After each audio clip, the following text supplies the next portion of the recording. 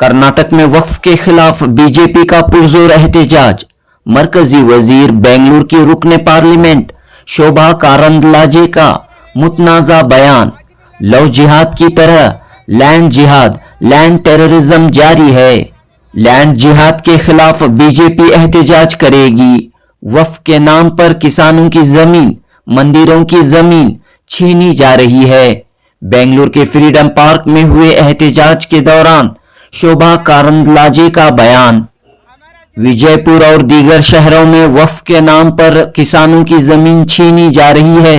इस इल्जाम को आयत करते हुए बीजेपी ने एहतजाज दर्ज किया और रियासत के वजीर अक़लियती बहबूद और वक्फ BZ जमीर अहमद खान के इस्तीफे का पुरजोर मुतालिबा किया। साथ ही वजीर आला सिद्धरामैया को तनकीद का निशाना बनाया। जनूबी हिंद न्यूज रिपोर्ट। कर्नाटक में पूरा जिला में वक्फ का खिलाफ धरने में बैठे हैं।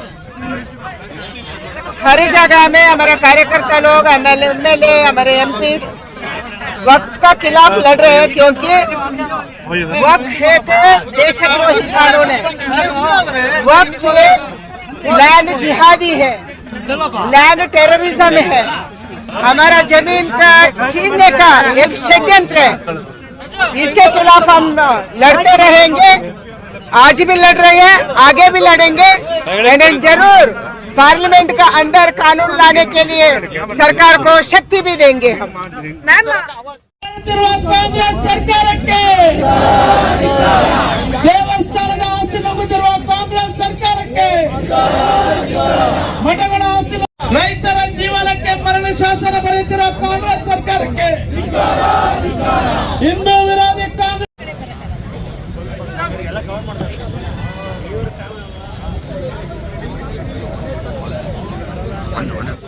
ಬೆಂಗಳೂರು ಉತ್ತರದ ಜಿಲ್ಲಾಧ್ಯಕ್ಷ ಸನ್ಮಾನ್ಯ ಹರೀಶ್ ಅವರೇ, ಬೆಂಗಳೂರು ಕೇಂದ್ರ ಅಲ್ಲಿ ಹಿಂದೆಗಡೆ ಕೂಡಿಸಿ ಒಂಚೂರು ರಾಘವ ಕೂಡಿಸಿ.